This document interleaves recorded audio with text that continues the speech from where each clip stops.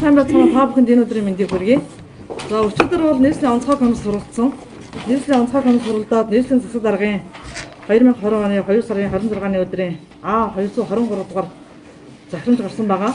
За энэ захирамжийн хэрэгжилтэн дээр нийслэлийн мэргэжлийн хамтын газар цагдаагийн байгууллага хоёр бол хяналт тавьж захирамжийн хэрэгжилтийг хэрэгжүүлэх үйл ажиллагаанд бол ажиллана.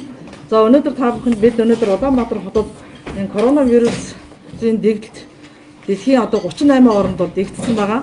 Тэгэхээр энэ тархалт ер нь бол зогсохгүйтэй холбогдсон Улаанбаатар хотод бол захирамжийн 1-р заалтан дээр бүх төрлийн баар, спорт, шашин урлагийн одоо соёлын газрууд, мөн сүм хийд мөрөгдлийн газрууд, саны бааз, бильярд, саун, бассейн, фитнес бүжиг, йогийн клубүүд болон аял жуулчлалын баазууд энэ буудлын үйл ажиллагааг бол 3 сарын 30-ны өдөр хүртэл одоо үйл ажиллагааг нь төр зогсоох шийдвэр гарсан.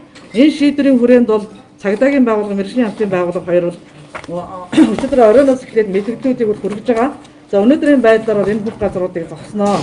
За энэ төрлийг бол та бүхэнд бас танилцуулъя. За өнөөдөр Улаанбаатар хотод одоо үйл ажиллагаа явуулж байгаа нийт баар бол одоо 945 байгаа. За баарны төрөл бол дотроо 5 төрөлтэй явж байгаа. Диско бар, караоке бар, тайчх одоо үзүүлбэртэй бар, мөн спорт бар, бильярд, боулинг, дартс, мөн бар, паб гэсэн чиглэлээр бол 5 чиглэлээр Улаанбаатар хотод 945 баар ажиллаж байгаа. За энэ бааруудын тоог харахаар одоо хамгийн олон баар нь бол Баянгол дүүрэг дээр 299 байгаа. Баянзүрх дүүрэг дээр 222, Скватер дүүрэг дээр 146, Сонгон архан дүүрэг дээр 128, Чингэлтэй дүүрэг дээр 50, Хаан дүүрэг дээр 75, Надах дүүрэг дээр 6, Багнуур дүүрэг дээр 14, Баханга дүүрэг дээр 3. За тэгэхээр бид нар эдгээр 945 баарын үйл ажиллагааг бол 3 сарын 30-ны өдөр хааж байгаа. За хэрвээ одоо ингээд эдгээр баарууд маань хотын даргын захирамж нийслэлийн онцгой комиссийн одоо шийдвэр гарчаад байхад ажиллаад байх юм бол бид нар зөрчлийн тухай хуулийн 6-гийн 5-ийн 15 дахь хэсгээр эрхлэхий байгууллагаас тогтоосон 20 цэрийн хөдөлгөөний хязгаарлалтын дэглэмийг зөрчсөнгээд иргэнийг бол сая 500, аж ахуйн нэгжийг бол 5 сая төгрөгөөр торгоно. Хэрвээ энэ байдал нь давтагдах юм бол тухайн баарны одоо тусгай зөвшөөрлийг бол хүчингүй болгох арга хэмжээг авах гэж байна.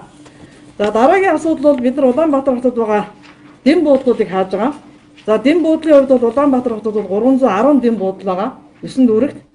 Баянгол дүүрэг дээр 61 дэм буудал байна. Баянзүрх дүүрэг дээр 86, Сонгон архан дүүрэг дээр 41, Скватер дүүрэг дээр 23, Чингэлтэй дүүрэг дээр 16, Хаан уул дүүрэг дээр 18.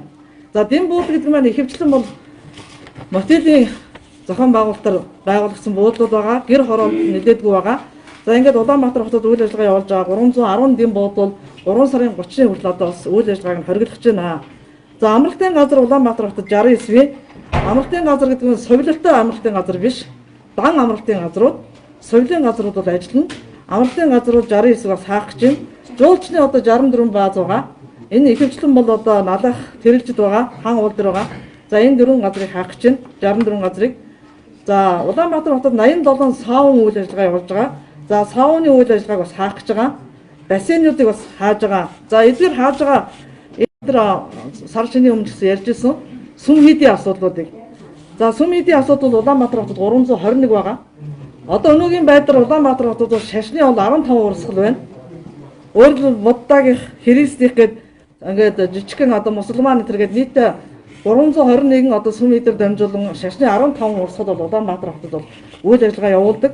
За энийг одоо бид нар үйл ажиллагааг нь бүрэн бүсэн зогсоож байгаа. Олон нийтийг цугласан үйл ажиллагаа зохион байгуулахгүйгээд за одоо хамгийн олноор оршиж байгаа сүм хийдийн хувьд бол 321-с 80 нь бол Буддагийнх байгаа. Христийн сүм хийд нь бол 189 байгаа. За бусад төрлийн одоо шашны урсгал нь бол 52 байгаа. За ингээд Улаанбаатар хотод бид нар бүх төрлийн бааруудыг, саун, бассейн, фитнес клуб, Улаанбаатар хотод мөн фитнес клуб бол 59 байгаа. Энэ 59 клубыг бас хааж байгаа. Тэгэхээр нийт одоо энэ захирамжин заагдсан үйл ажиллагааны чиглэл явуулдаг аж ахуйн нэгж байгууллага иргэдийн одоо явуулж байгаа үйл ажиллагаа явуулж байгаа эдгээр одоо байгууллагуудын үйл ажиллагааг 3 сарын 30-ны өдөр хүртэл одоо зогсоохоор шийдвэр гарсан учраас үйл ажиллагааг зогсоож байгаа. За энэтэй холбогдуулан хэрэг одоо нэг заагдсан энэ аж ахуйн нэгжүүд энэ чиглэлийн үйл ажиллагаанууд явагдах юм бол бид иргэдээс шууд мэдээлэл авна. Мэдээллийн дагуу одоо нууцаар одоо зохион байгуулах, хаалттайгаар зохион байгуулах, ямарваа нэг одоо чиглэлээр зохион байгуулалтын арга хэмжээ энэ шийдвэрийг хэрэгжүүлэхгүй байх юм бол мэдээж хамгийн түрүүнд зөрчлийн тухай хуулиар торгуулийн арга хэмжээ авна.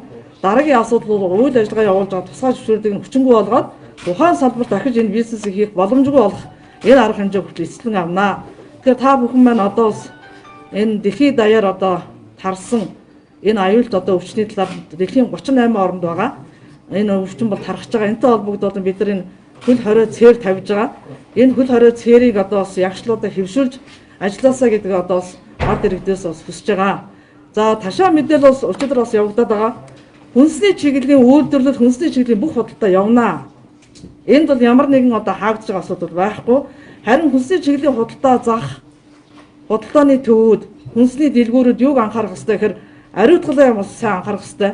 Дээрээс нь одоо тэнд үйлчилгээ явуулж байгаа, мөн үйлчилгээ авж байгаа иргэд нь одоо нэг удаагийн одоо аюулгүй одоо ажиллагааны хувцас хэрэглээг бол бүрэн хэрэглэх шаардлагатай байгаа. Зарим оронд бол одоо хүнсний дэлгүүрүүд бол худалдаанууд нь бол ерөөсөө битүүмжил дотор бол худалдаа хийгдэж байгаа. За манайх гэсэн иргэд бол өөрөөсийнхөө эрүүл мэндийг хамгаалахын тулд нэг удаагийн хувцас хэрэглээг бол бүрэн одоо өмсөж хэрэглэж хүнсний чиглэлийн одоо үйлдвэрлэл, худалдаа дэлгүүрүүд бол бүрэн одоо ажилланаа. Энийг бас та бүхэнд хэлчихье. За тэгээ асуулт